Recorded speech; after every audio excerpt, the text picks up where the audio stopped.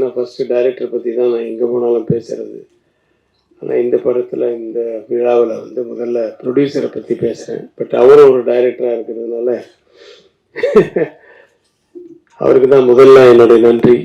ஏன்னா நான் தயாரித்த அந்த படம் கூகுள் குட்டப்பா வந்து ரொம்ப வருஷத்துக்கு அப்புறமா, தெனாலிக்கு அப்புறமா கிட்டத்தட்ட 20 வருஷம் கழிச்சு நான் மறுபடியும் ப்ரொடக்ஷனில் வரும்போது தயாரிக்கிற படம்.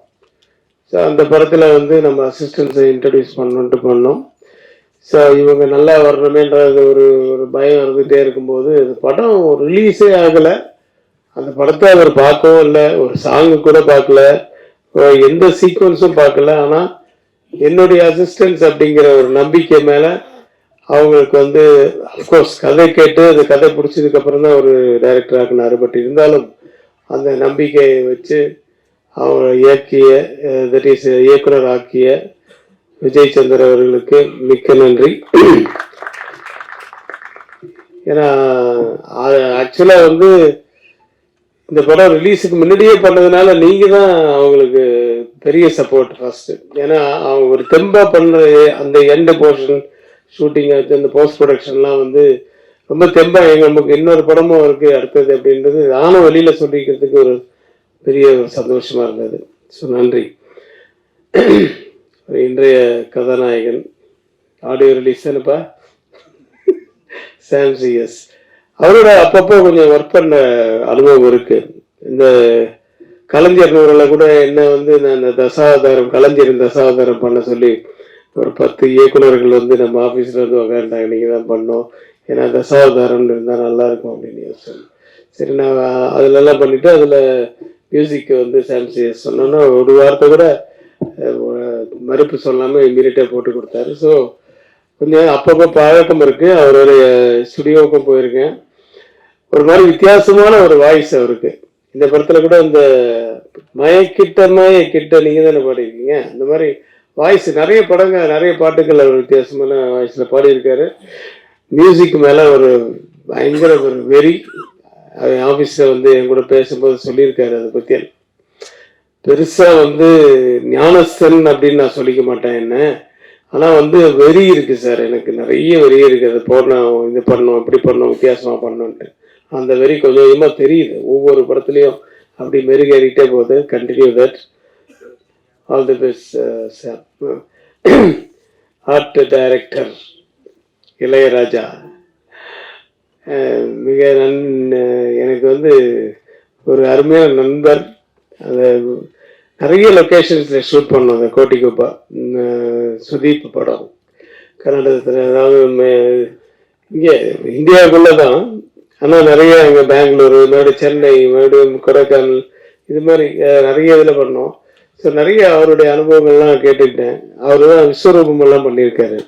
ஸோ அந்த விஸ்வரூபத்தில் எப்படி அந்த நேச்சுரலாக இதெல்லாம் பண்ணீங்க, அப்புறம் கமல் சாரோட எப்படி அப்படின்ற மாதிரி விஷயங்கள்லாம் நிறைய சொல்லுவார். இனிய நண்பர் அவர், நல்ல ஆர்ட் டைரக்டர். ஒரு இந்த வீட்லையா ஷூட்டிங் அப்படின்னு வந்து வந்த உடனே சுத்திப்பு கேட்டா போல ஒரு இதை போட்டு, ஆமாம் ஓனர்லாம் இங்கே உள்ளே இருப்பாங்களா, எப்படி நிறைய நாள் ஷூட்டிங் இருக்கு நமக்கு, இல்லை ஓனர்லாம் எல்லாம் வெளியே அனுப்பிச்சிட்டோம் அப்படின்னு. இப்போ வெளியே வச்சிட்டீங்களா, வேற இடத்துல இருந்த லொக்கேஷன் செட்டுக்கு அது அப்படின்னு. சுதீப் வந்து நிஜமாவே வந்து பார்த்து ஆச்சரியப்பட்டார். அவர் எவ்வளோ நிறைய படங்கள்ல வந்து அவர் நடிச்சிருக்காரு, அவர் பார்த்துருக்காரு. அவரே ஒரு இயக்குனர் வேற. அவரே வந்து அது வந்து செட்டு மாதிரி ஃபீல் பண்ணாத ஒரு வீட்டை வந்து பார்த்த உடனே நிஜமா ஃபீல் பண்ணார்ல, அதுதான் நமக்கு சக்சஸ். அந்த செட்டுன்னு தெரியாத அளவுக்கு. ஸோ அது இங்கே தான் நம்ம லாய்ட்ஸ் காலனியில் பண்ணோம். ஸோ மாதிரி நிறைய அனுபவங்கள் இருக்கு அவரோட. வாழ்த்துக்கள் என்னுடைய அசிஸ்டன்ஸ்கிட்டையும் ஒர்க் பண்ணதுக்கு. நிறைய டெக்னீஷியன்ஸ் ப்ளஸ் பிரதீப், அந்த எல்லாருக்கும் என்னுடைய வாழ்த்துக்கள். நிறைய பேர் எனக்கு நேரடி பரிச்சயம் இல்லை, ஆனால் படம் நான் பார்த்தேன்.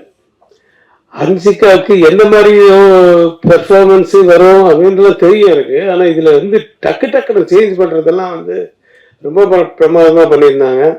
சில இடத்துல வந்து அந்த ஃபேஸ் எல்லாம் சேஞ்ச் பண்ணி பார்க்கும்போது அதில் சிஜி வேறு இதில் இருந்தது. பட் அது ரொம்ப ரொம்ப நல்லா இருந்தது. எல்லாமே அந்த குழந்தைக்காக தான். அந்த சென்டிமெண்ட் இருக்கு படத்துல. சென்டிமெண்ட் மட்டும் இல்லை, அந்த செகண்ட் ஹாஃப்ல அந்த சென்டிமெண்ட் தான் ரொம்ப அது டச் ஆகிற இடம். அதுதான் ஒரு குழந்தைக்காக. கார்டியன் என்ற டைட்டில் வந்து என்ன சொல்ல வராங்க அப்படின்னு சொல்லும்போது, அந்த கார்டியன் டைட்டில் அந்த எண்டில் தான் எனக்கு வந்து திருப்தியாக இருந்துச்சு. It's really she is the Guardian for that girl அப்படின்ற ஃபீல் வந்துச்சு. அதுக்கு மேலே கதையை சொல்லக்கூடாதுல்ல. அந்த லேடி ஆர்டிஸ்ட், அந்த அவங்க அம்மாவை நடித்தவங்க எல்லாருமே ரொம்ப நல்லா பண்ணியிருந்தாங்க. தங்கதுரை ஆஸ் யூஷுவல், நீயும் மொட்டை ராஜேந்திரன் பின்னிட்டீங்க. காமெடி இருக்கு, ஆக்ஷன் இருக்கு, நல்ல சாங்ஸ் இருக்கு, எமோஷன்ஸ் இருக்கு, ஹாரர் படத்துக்குரிய விஷயங்களும் இருக்கு, நிறைய எல்லாமே இருக்கு. என்னுடைய படங்கள்ல இருக்கிற மாதிரி எல்லா கலவையும் சேர்ந்த ஒரு படம் தான் அது. இப்போ கடைசியாக இயக்குநர்களுக்கு வரேன்.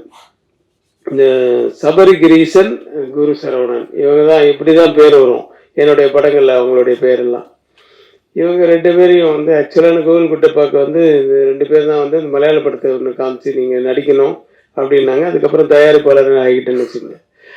அதுல வந்து நீங்க அவங்க அந்த படத்தை இயக்குனர் முதல்ல இருக்க வேண்டியது, அது அந்த படம் எடுக்கலன்னும் போது நாளே எடுக்கும்போது நீங்களே பண்ணுங்க அப்படின்னு சொன்னாதான் அவங்களுக்கு ரொம்ப சந்தோஷம். ஆனா பேர் எப்படி சபரிகிரீஷன், குரு சரவணன் அப்படின்னு ரொம்ப இருக்கக்கூடாது, ஷார்ட்டா கூப்பிட்ற மாதிரி இருக்கணும்னு சொல்லிட்டு ஒரு 10 பேர் எழுதி பார்த்ததுக்கு அப்புறம் வந்து சபரி சரவணன், குரு சரவணன் பதில் சபரி சரவணன் சொல்லி இது பண்ண. நீங்க என்னைக்குமே ஆனா நண்பர்களா இருக்கணும். உங்களுக்குள்ள ஒத்துமை இருந்து அந்த கதைக்கு உங்களுக்கு இதுவா இருந்ததுன்னா டெஃபினட்டா நீங்க ஒன்னா சேர்ந்து பண்ணுங்க. அப்படி இல்லையா தனித்தனியாக பண்ணா கூட உங்களுக்குள்ள இருக்கிற அந்த ஃப்ரெண்ட்ஷிப் மட்டும் போகக்கூடாது அப்படிங்கிறத நான் சொல்லியிருக்கேன் அவங்க கிட்ட. ஏன்னா எல்லா விஷயத்துலையுமே ஒத்து வரணும் இல்லையா. அதனால வந்து அந்த இது இந்த மாதிரி நம்ம அந்த படத்து ரிலீஸுக்கு முன்னாடி அவங்க 2 பேரும் ஒன்னா சேர்ந்து பண்ற அளவுக்கு ஒரு படம் அமைஞ்சுது அவங்களுக்கு. 2 பேர் 2 எக்ஸ்ட்ரீம். எதுக்கு சொன்னேன்னா, ஒருத்தன் அந்த சரவணன் வந்து எப்போ பார்த்தாலும் சிரிச்சுக்கிட்டே இருப்பான். இது பாருங்க, இப்படியே எப்பவும் சிரிச்சுட்டு இருப்பான். இவன் எப்பவும் சிரிக்கவே மாட்டான். அந்த மாதிரி 2 பேரும் 2 டிஃப்ரெண்ட் கேரக்டர்ஸ். இதுல வந்து எனக்கு ஒரு விஷயம் ஞாபகம் வருது. பாலகிருஷ்ணா படம் பண்ண தெலுங்குல இப்போ ரீசெண்டா. பாலகிருஷ்ணாவுக்கு வந்து யாராவது அவரை பார்த்து அப்படி சிரிச்சுட்டா போதும், அவருக்கு ஒரே கோவம். ஏய் எந்துக்குற ஊத்துறாரு, எந்துக்குறாரு அப்படின்னு அப்படின்னு ஒருத்தரும் யாராவது கூப்பிட்டு, ஜெய் ஏண்டா சிரிச்சேன், எதுக்குறா என்ன பார்த்து சிரிக்கிறேன் அப்படின்னு. ஒன்றும் இல்லை சார். ஒரு வாட்டி ஏதோ ஒரு இவன் சரவணன் மாட்டினான். எப்படின்னா, பாபு ஃபேன் இல்லை திருப்பி அப்படின்னு இவன் ஃபேனை திருப்பிட்டு அவருக்கு விக்கெல்லாம் கொஞ்சம் அப்படி அதிரமா இருந்தோடனே இவன் சிரிச்சுட்டான். ஏய் எதுக்கு நவுத்துறாரு சார், நான் ஐயோ போய் அச்சிட போறாரு, நம்ம அசிஸ்டன்ட் வேற அச்சுன்னு சொல்ல. சார் நான் அசிஸ்டன்ட், அது நம்ம assistant director sir Saravanan sir அப்படின்னு. எதுலேதோ ஆப்போசிட் கேங்கு, ஆப்போசிட் கேங்க இப்படி கூட அவுத்துறாரு கூடாது. ஏய் அப்படின்னு அடிக்க எழுந்துட்டாரு. நான் வந்து போடா டேய் ஏன்டா நிக்கிறேன்னா அப்பவும் திட்டி போ அந்த சொல்லிட்டு அவனை திருப்பி விட்டேன். ஸோ அவருக்கு வந்து எப்பவுமே ஒரு டவுட் இருக்கும் யாரு பார்த்தாலும். அவன் ரொம்ப நல்ல மனுஷன், வெரி நைஸ் டு இதுலயுமே வந்து பழக்கத்து இதுல எல்லாம் வந்து ரொம்ப நல்லவர். ஆனா ஒரு எதிர்த்துல ஒரு சின்ன டவுட் இருக்கும். ஒரு வித்தியாசமான கேரக்டர். அவர்கிட்ட மாட்டி அடி வாங்கியிருப்பான், அன்னைக்கு தச்சான். ஸோ அந்த மாதிரி இவன் என்னன்னா எதுக்கு எடுத்தாலும் என்ன இப்ப ஒரு சாம்சி சொன்ன மாதிரிதான் எல்லாம் போட்டுட்டு திரும்பி பார்த்தா 2 பேரும் ஒருத்தன் அவன் சிரிச்சுட்டே இருந்துருவான், இவன் வந்து சைலண்டா இருந்துருவான். முடிவே இருக்க முடியல. இது என்ன, இது நல்லா இருக்கா நல்லா இல்லையா இது சொல்ல மாட்டானுங்க. நான் கூட எனக்கு கூட அந்த மாதிரி அனுபவம் எல்லாம் இருக்கு. நான் உங்களை சொல்ல, தேவா அப்படிதான். தேவா சைலண்டா தான் போடுவாரு. கண்ணாடி அப்படின்னு கிட்டார் வாசிக்கிறவன சும்மா இப்பதான் கையே வைக்கிறாரு, அதுக்குள்ளே தலையாட்டுறாரு. அப்புறம் அவங்கள பார்க்கவே மாட்டேன். நான் பார்க்கவே அப்படி கண்ண முடிப்பேன். சார் என்ன சார் தூங்கிட்டீங்களா அப்படின்னு. இல்லை அவனுங்களை பார்த்தா பாட்டு நல்லா இருக்க மாதிரி தோணும், அதனால பார்க்க மாட்டேன். அது மாதிரி அனுபவம்லாம் இருக்கு நிறைய. ஏன்னா அது நல்லா ஜாலியா இது பண்ணிட்டு நம்மளை உசுப்பேத்தி விட்டுருவாங்க. அவங்களுக்கு என்ன பாட்டு ரெண்டு ஓகே அவங்க போக முடிஞ்சிச்சு, அடுத்த மீட்டருக்கு கீழே ரெடியா இருப்பாங்க ஆளுங்க, அது மாதிரி டைப்பு. ஸோ அதுதான் இவங்க கிட்ட அந்த மாதிரி சபரி வந்து எப்பவுமே ரொம்ப லாஃப்டராக நான் அவனை பார்த்ததில்ல. ஒரு ரொம்ப சத்தம் போட்டு சிரிச்சு நான் பார்த்ததே கிடையாது. இத்தனைக்கு அண்ணன் பையன் அவர் வந்து என்கிட்ட 10 வருஷமா அசிஸ்டன்ட் டைரக்டராக இருக்காரு, இருந்து இப்போதான் டைரக்டராக இருக்காரு. ஸோ இருந்தாலும் வந்து அவன் ஒருத்தர் ஒரு கேரக்டர் சொல்கிறார். எனிவே எங்கிருந்தாலும் வாழ்க, நல்லபடி இன்னும் நிறைய படங்கள் எடுக்கணும். இந்த படமும் வந்து நிஜமாவே வந்து நான் பார்த்ததுனால சொல்கிறேன், எல்லா கலவைகளும் இருக்குது, ஒரு சென்டிமெண்ட்லேருந்து எல்லாமே இருக்குது. ஸோ இது தியேட்டரில் மிகப்பெரிய வெற்றி அடையணும்ன்ட்டு எல்லாம் வல்ல இறைவனை வேண்டி வாழ்த்துக்கிறேன். நன்றி, வணக்கம். நம்ம எங்கே வேணாலும் போயிட்டு விழுந்தாலும் நம்மளை தூக்கி விடுறதுக்குன்னு நண்பர்கள் நிறைய பேர் இருக்காங்க. அதுக்கு என்னுடைய முக்கிய அடையாளமாக என்னுடைய நண்பர் இங்கே இருக்காரு, வினோத்குமார். அப்போ எங்கே இருக்க? வா.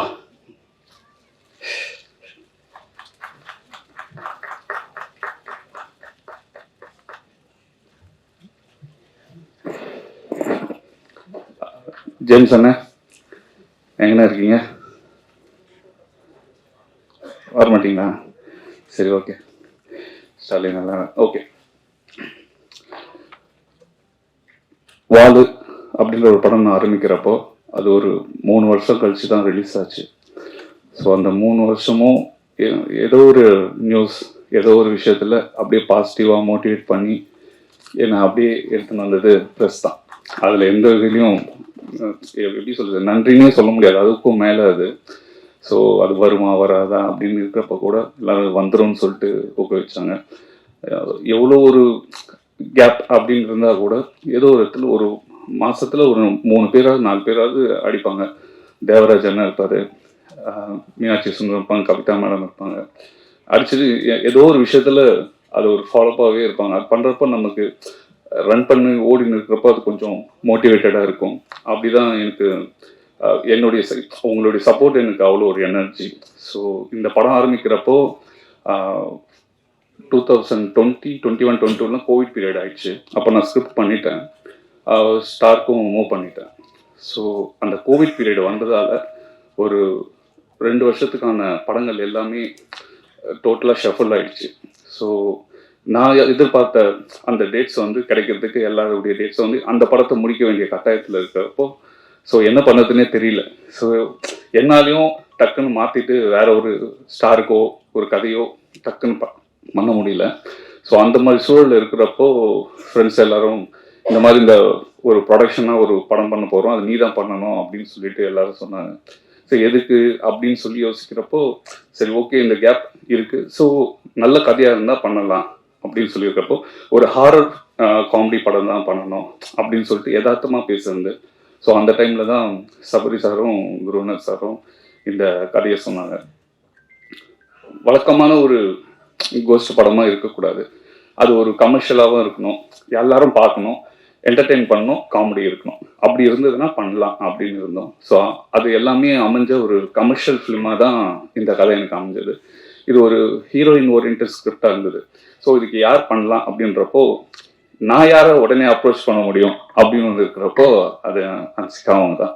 ஏன்னா 2012 ஃபர்ஸ்ட்டு டீசர் ஷூட் பண்ணோம் ஏவிஎம்ல.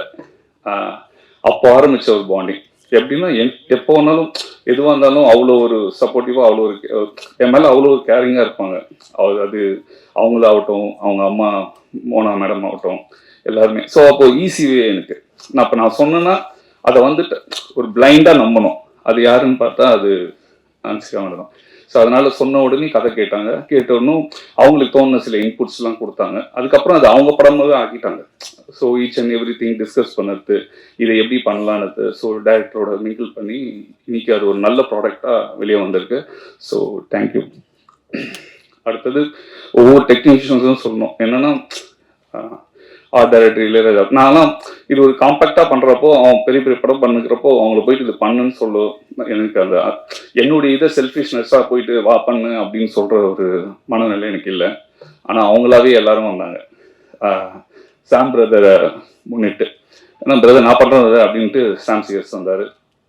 சக்தி கேமராமேன் அவ்வளோ நல்ல ஃபோட்டோகிராஃபி பண்ணி கொடுத்தாரு. ஸோ எல்லாருக்குமே ரொம்ப நன்றி.